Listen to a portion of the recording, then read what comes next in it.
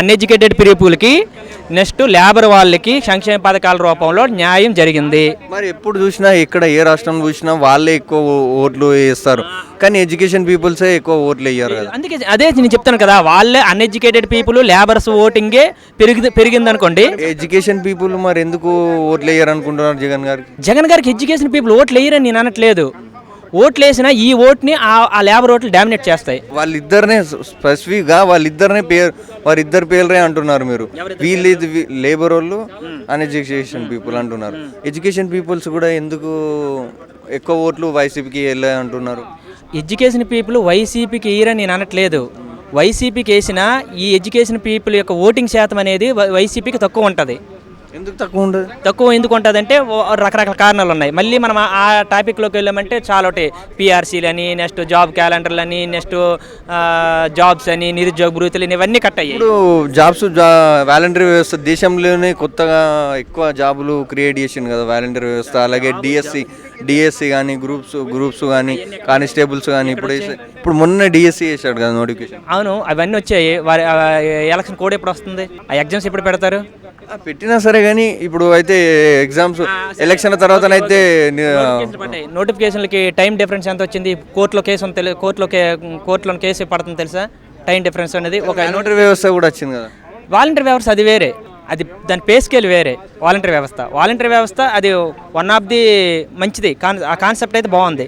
గ్రామ స్వరాజ్యం కింద గాంధీ కళలు కన్నా ప్రాసెస్లో అయితే దాన్ని మనం ఓకే చేస్తాం. కానీ ప్రతి గవర్నమెంట్కి జాబ్ క్యాలెండర్ సిస్టమ్ అనేది ఒకటి ఉంటుంది. అదైతే ఫాలో అవ్వలేదు జగన్. నేను ఒకటే మాట అంటాను, జగన్ చేసిందంతా ఏం చేశారంటే సంక్షేమ పథకాలు నవరత్నాలు నమ్ముకున్నాడు. ఆ నవరత్నాలకి 98% న్యాయం చేశాడు. ఓ 2% అటు ఇటు అయితే అయ్యి ఉండొచ్చు. కానీ ఈ రేపు పొద్దున్న జగన్ గెలిచాడా, అక్కడ ఎవరు నిలుచోబెట్టారు, ఎవరు ఆ క్యాండిడేట్ ఎవరు అనేది అనవసరం. ఈ నవరత్నాలే గెలిపించాలి.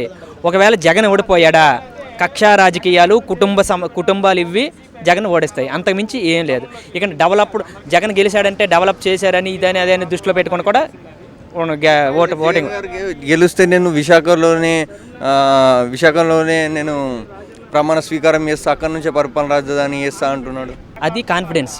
అది విశాఖ పరిపాలన రాజధాని అయితే బాగుంటుందా? నాకైతే విశాఖ పరిపాలన రాజధాని అయితే బాగుంటుంది. ఎందుకు? అది నా స్వార్థం. నేను శ్రీకాకుళం జిల్లా అనేది.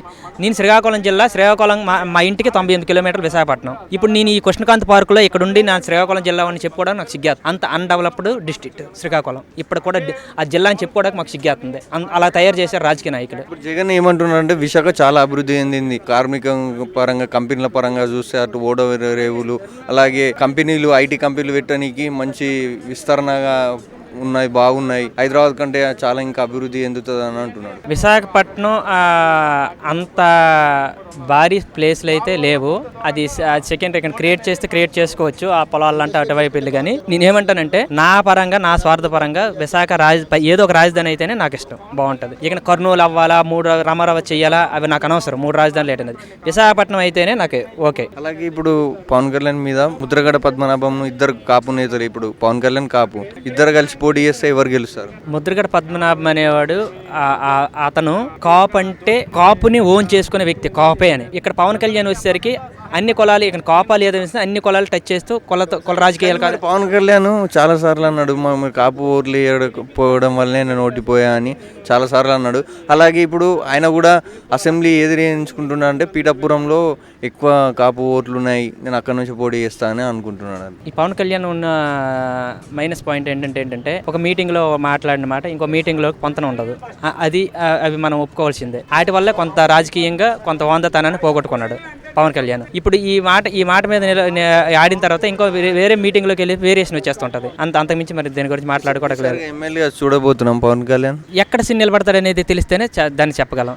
ఏ కాన్స్టిట్యున్సీలో ఏ నియోజకవర్గంలో నిల్చుంటాడు అనేది తెలిస్తేనే చెప్పగలం. ఇంకా అది ఫైనల్ కాలేదు కదా, ఇప్పుడు చెప్పలేం అసెంబ్లీలో ఉంటాడో లేదనేది.